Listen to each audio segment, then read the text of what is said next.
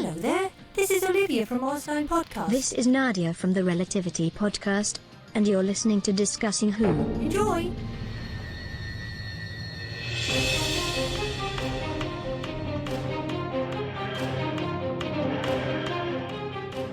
The Discussing Network presents Discussing Who, a Doctor Who podcast.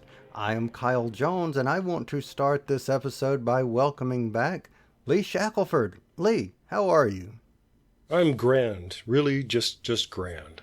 I had to be away from my home and family for my family in North Carolina for a month and a half, and I'm back, man, and glad to be back in the routine with Discussing Who. Well, glad to have you back in the routine, and I just want to give a great shout out to your lovely wife, Karen, who was so gracious when I recently saw her, and she's always gracious, but she was exceptionally gracious. So I want to send it out on the airwaves, a big shout out to Karen for just being, as the doctor would say, absolutely fantastic. So Yeah. There you go. I also want to welcome back Clarence Brown. Mr. Brown, how are you, my friend? I am great and also excited to talk about Naked Ice Warrior. Let's do it. Indeed. So that just tells me that if anyone listening, we are glad that you're here, by the way, because you did not have to be here. But since you are here, if you have not seen Cold War, put us on pause, go out, watch the episode, come back, because from this moment forward, spoilers. Spoilers. Affirmative. Spoilers. Spoilers? What spoilers? And I killed Sparky, too. Alrighty, the spoiler warning has gone out, and we are back to review Cold War. This is the 8th episode of the 2012-2013 series of Doctor Who, first airing on the 13th of April 2013.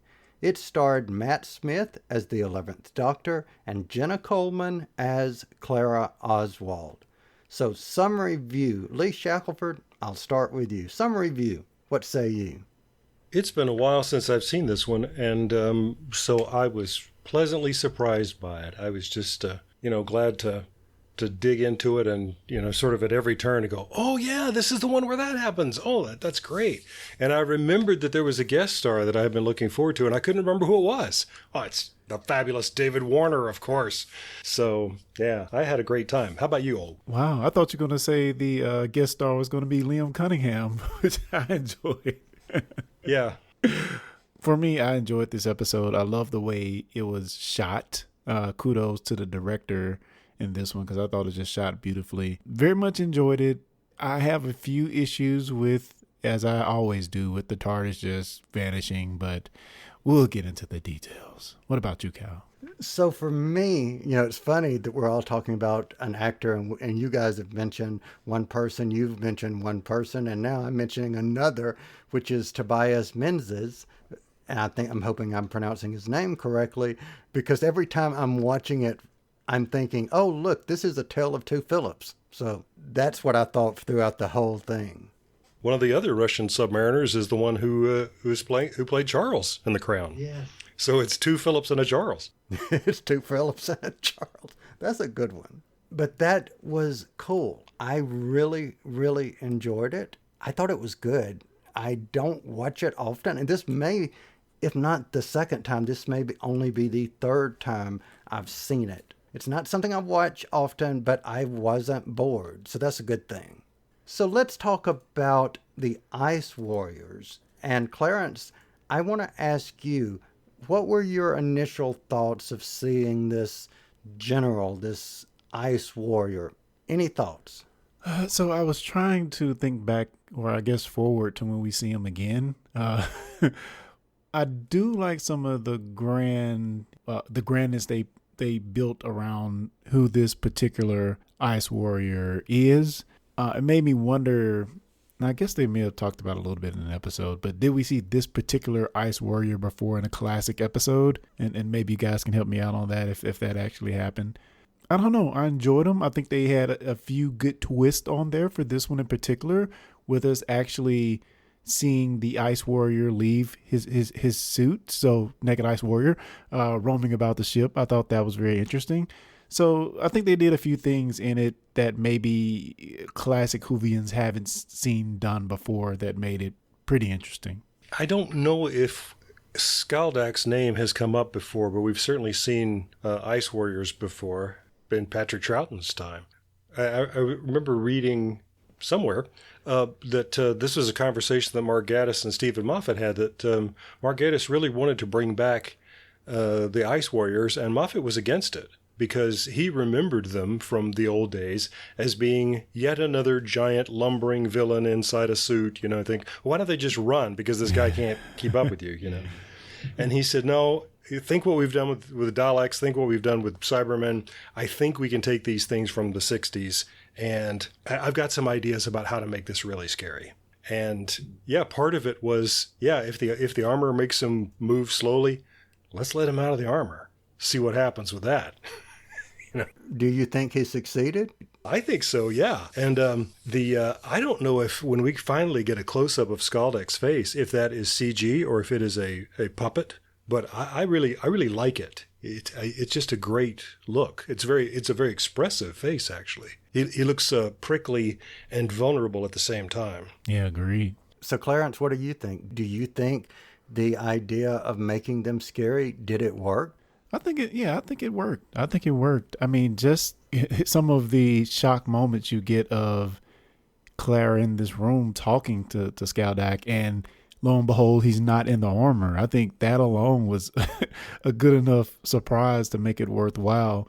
And of course, they did some of the conventional things you do when you have scary, slithery enemy running around in a place. They don't really show them until the end. But that being said, when we do finally get that reveal, I think it was well worth it. I agree. One of the scenes that I take away from this that just kind of stuck with me was wondering how or what the creature looks like. Because yes, we see the hands, and yes, we kind of hear in the background the slithering about. When he's in the armor, he looks like he fills up the entire armor. But then we know that he gets out, and we saw his hands and what they look like. So that what I was mostly interested as I realized he was no longer in there, is what and how does he look outside? And I know probably budgetary constraints didn't allow us to see that, but still it put in my mind looking and thinking about them the way that I never had before, because I don't think at the time I had seen an episode, or if I had, it had been erased from my memory. I hadn't, watched it in so long that I'd ever seen them before, so, other than in pictures. So I thought it did a good job. Yeah, and it was good to leave some of that up to our imagination to fill in. Now would I like to at some point see the full out of armor Ice Warrior? Yeah, maybe sometime in the future. But for this episode and the tone they were setting, I think it was good to leave some of that up to your imagination to figure out. That's a complaint that people have made about the they're not the things from Raxacorico Phalopatorius that we saw them head to toe, and people were disappointed with the. So yeah, I think that one of the things the show has learned is that it's probably better to keep some of these things off screen to a degree, or to show it in glimpses and bits and pieces and so on. I think it really works here.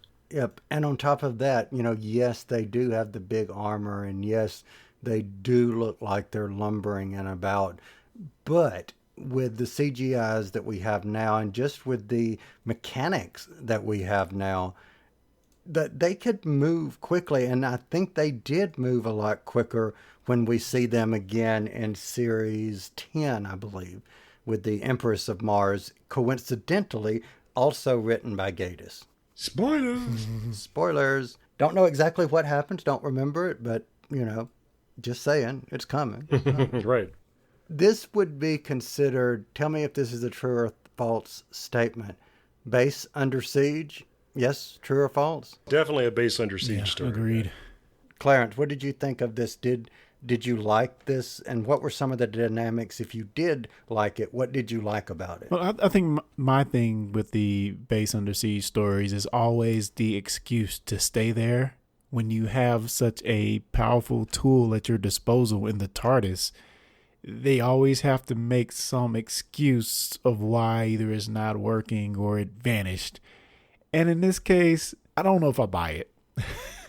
So at the end of the episode, we get that the doctor has enabled or has been testing the TARDIS's flight system or whatever, and at the hostile action displacement system. Oh my God! And the first sign of danger, it leaves, which would not make much sense because the doctor is constantly in danger. And what was he thinking? I don't know.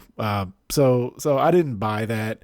But that being said, once we got in the story, I enjoyed the story being on this submarine, and that it felt very stylized, and think of all your famous submarine movies or whatever.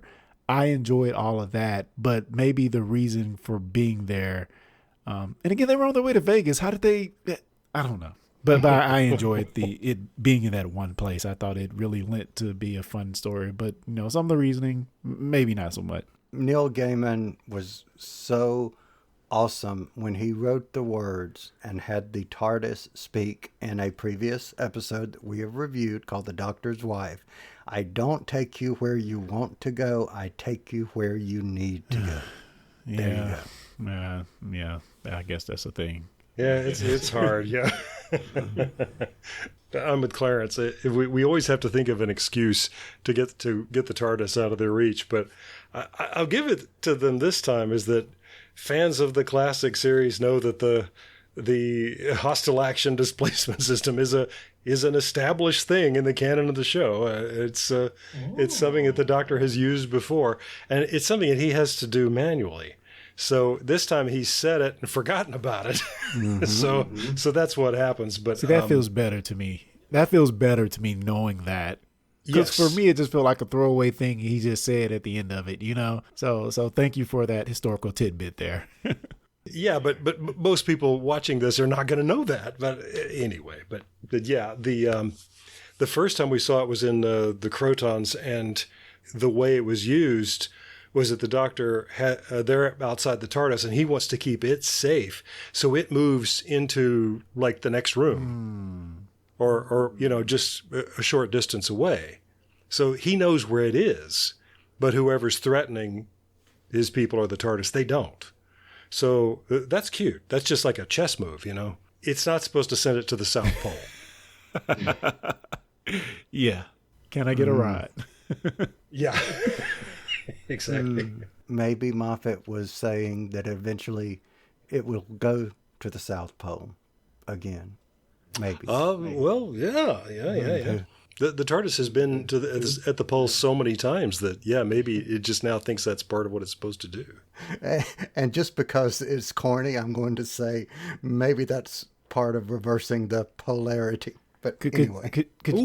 I like it. Could you help out us layman's here with the South Pole reference? I don't get it. Oh, well, they're at the North Pole. They're under the ice at the North Pole. So when the Doctor, when the screwdriver tells him where the TARDIS is, he says, it's at the pole. And Clara says, oh, good. He says, the South Pole. I got that one, but I thought Cal may have made a reference to something else that I don't know about. Oh, the Doctor has been to the South Pole in the end of the first Doctor's era, and that is where the first Doctor regenerates. Oh, yeah, that's the South Pole. Okay, did not know there where there was. And then they'll go there again in Seeds of Doom. That's where they find the titular Seeds of Doom. So it's almost like they went there twice upon a time. Yes. Just saying. Could happen again. Who knows? Well, a couple of people have pointed out some things about being in a Soviet submarine, and since this is something that has happened in my adult life, I remember this time when we all thought that we were on the verge of mutual assured destruction. I just thought you'd been in a Soviet submarine. No, but it's possible now. So many of them have been decommissioned that you probably can get a tour of a submarine, but you couldn't in the 80s.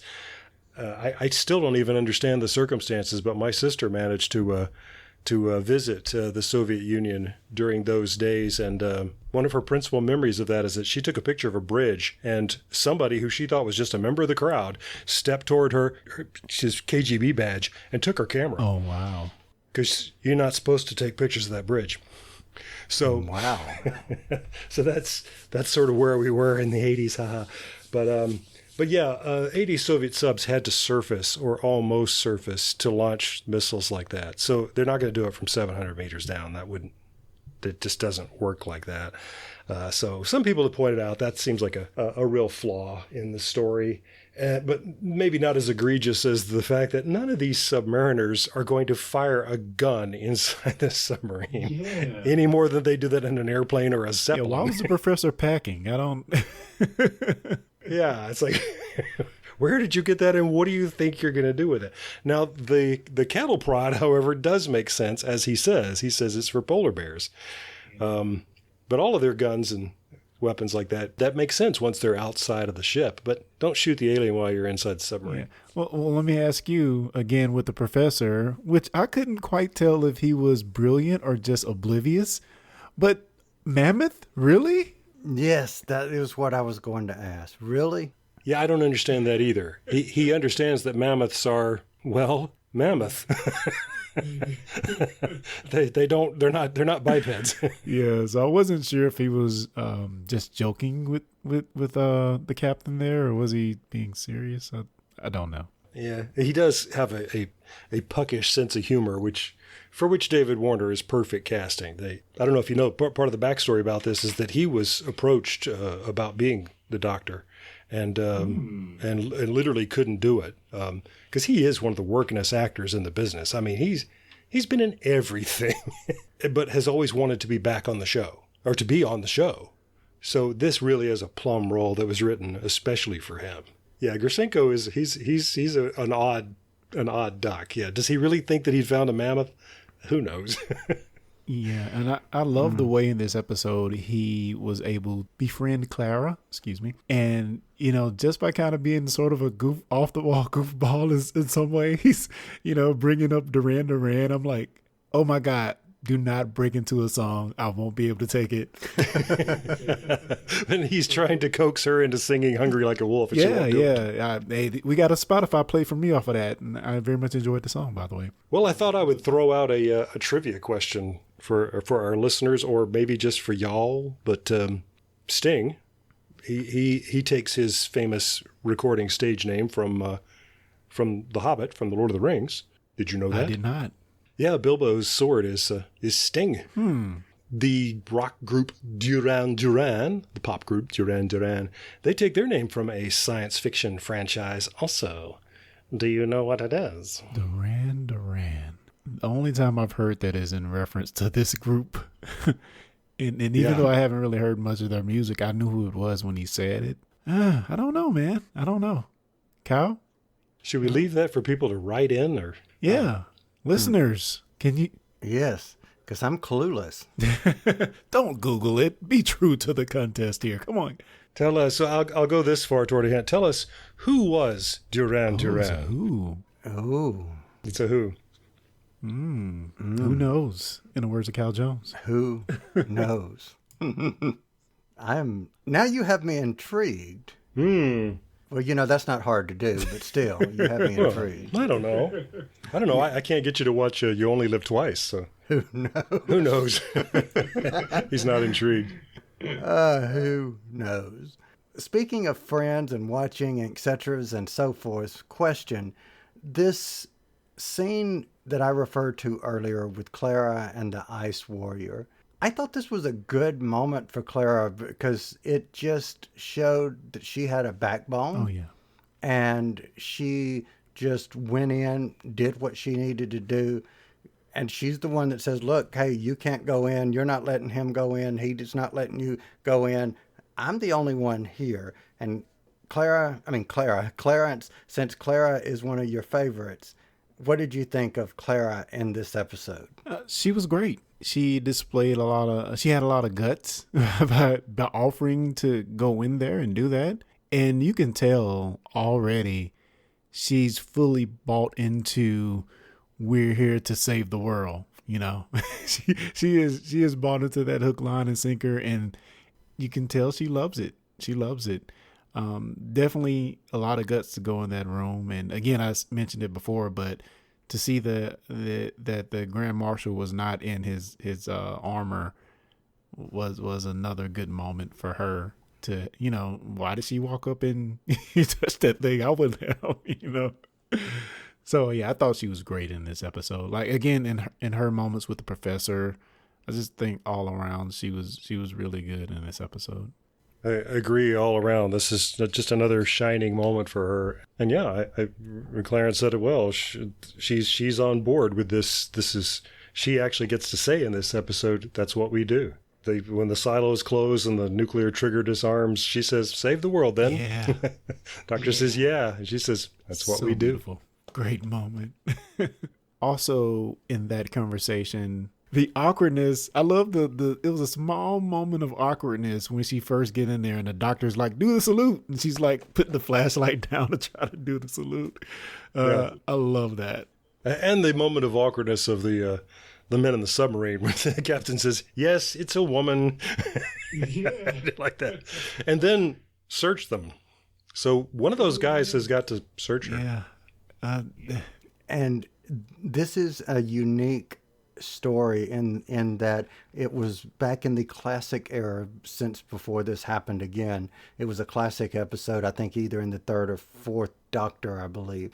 It may have been Doctor and Romana, The Curse of Krull, I think is what it was. But this is the first time since then that, or The Power of Krull, not the Curse, that it's only been one female actor and the rest male actors in the story. How about that? Yeah. Well, that makes sense. So let me ask you guys about the ending before we go into our favorite scene and favorite quote. What did you guys think of his change of heart at the end? And Lee, I'll start with you. What did you think? Well, it's very convenient in some ways, but it's what we're hoping will happen, right? I guess there are people in the audience saying, "No, kill him." Yeah. You just need to kill him is the solution here.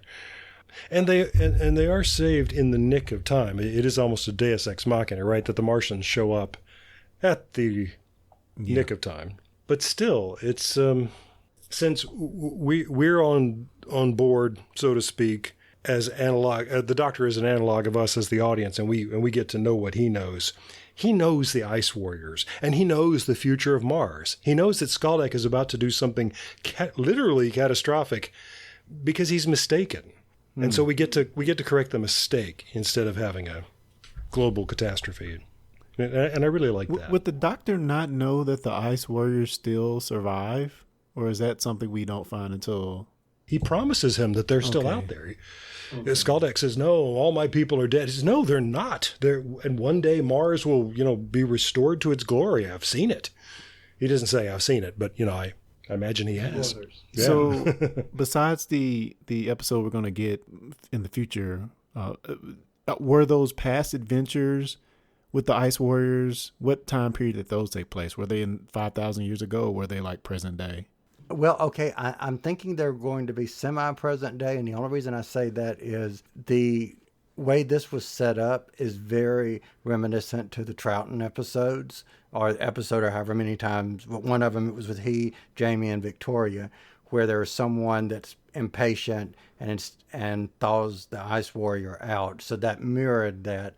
So assuming if they're being thawed out, that some time has passed for them to be frozen. Got you. And even then, if it was present day in classic, it was still before, or here in about 1983, or probably before then. Bingo. On that ending for me, though, I loved that the Doctor attempted to reason before he went into "I'm threatening you now" mode. I thought the way Matt Smith flipped at that moment where he knew he couldn't reason anymore was so good. The way he acted that out. And I loved the Marshals call back to the mutually assured destruction. I thought that was a good callback because that's what the Doctor was offering at that moment. He's like, "Okay, That's right. We can't let you fire these, so I guess we all gonna die, Yep. It won't be one of us. It'll be both of us. Yeah. So I thought that was pretty great. And also in that scene, before I get back to you, Cal, the mention of 5 billion humans, I love that. Of course, they're going to make that number right. That's 1983. Now it's 7.9 billion. But, it was kind of cool. Me having to look up that number just to see what it was around that time. So, All right, Lee, what is your favorite scene? Favorite scene? I loved the scene that Clarence was just referencing with the doctor playing chicken, basically, with Skaldak, or mutually assured destruction. Or should we call the game they're playing Russian roulette? Ooh. Look Good at one. you. But yeah, it's a very well written scene, and I love the way once again it's Nick Briggs carrying a scene with the lead actors of the show. I always think he does not get enough credit for all the many times where he is the peace villain in these shows over and over and over again. It's Nicholas Briggs. Yes, indeed. Yeah. So my favorite scene is going to be the one I've already mentioned, which was Clara and the reveal that there was nothing inside the armor. That was cool, and she played that well, so that's my favorite scene. Favorite scene, Clarence Brown, what's yours? Yeah, mine is the same scene you just mentioned, but the beginning of the scene with the salute, the awkwardness there was really cute. Not, that's the reason I had to call that one out. Ah, sweet. All right, so I'm going to point this one now to you. Favorite quote, Clarence. What's your favorite quote? Oh, yeah, the time when Captain Zerkov and the doctor is talking, and the conversation goes like, a soldier knows another soldier. He'd smell it on you. He'd smell it on you a mile off, says the doctor. He wouldn't smell it on you, doctor, says the captain. There's only one choice. I don't smell of anything, at least not to my knowledge. Clara. Good one. Lee Shackelford, what say ye? It's a speech of Clara's, not just one line, but I feel like it's the turning point of the story, really, because this is where Skaldak starts to rethink his monomania. She asks him, why did you hesitate? Back there in the dark, you were going to kill this man, remember? I begged you not to, and you listened. Why show compassion then, Skaldak, and not now? The doctor's right. Billions will die. Mothers, sons, fathers, daughters.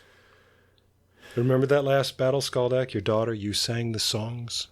And then he says something about the red something. Mm-hmm. He remembers. Yes. It's really good. She's got him. It is. And you know why it's really good? Because you have such excellent taste. That is my favorite quote. Woohoo. Yeah. Yes, seriously. That is absolutely. I was sitting here reading it as you spoke it. So, yes, good choice. Hats off to the writing, because those small little callbacks made the ending so solid. Yeah, they set it up beautifully. And, when she mentions it again, you're like, oh, man. All right, so final rating. I will start with this. Final rating. I'm going to give it a 3. I don't really know why I'm giving it a 3, other than it just didn't blow me away, but it wasn't bad. It was enjoyable. It was middle of the road, honestly, for me. 3 empty Ice Warrior armors out of 5. So 3 for me. Lee, what say you? I'll go higher and give it 4 totally illegal Walkmen. A Walkman like that would have been not verboten. I don't know how to say it in Russian, but yeah, people in the Soviet Union are not supposed to have toys like a Walkman. I don't think. He's got one, though. Anyway, 4. All right, 4 illegal Walkmans out of 5. Clarence Brown. I'm going to go just a smidget higher. I'll go 4.1 because I just thought the cinematography was so good and some of the visuals. Again, I say with these Matt Smith episodes, but it looked like they could have made this yesterday. I just thought it was so beautiful via HBO Max. So yeah, 4.1 Barbies out of 5. Why does the doctor have a Barbie? Why not? Why not? Yeah, I guess. Who knows? Gentlemen, where else might ye be found on the internets? And Clarence, I'll start with you. I will say check out discussingtrek.com for, Trek talk from the Discussing Nerd pundits. So check it out. DiscussingTrek.com. Awesome. Lee Shackelford, what about you? I'm going to keep pointing people to my website, shackelfordfreelance.com. Just Google Lee Shackelford and you'll get there. But, it's sort of how you get in touch with me and keep up with me and stuff.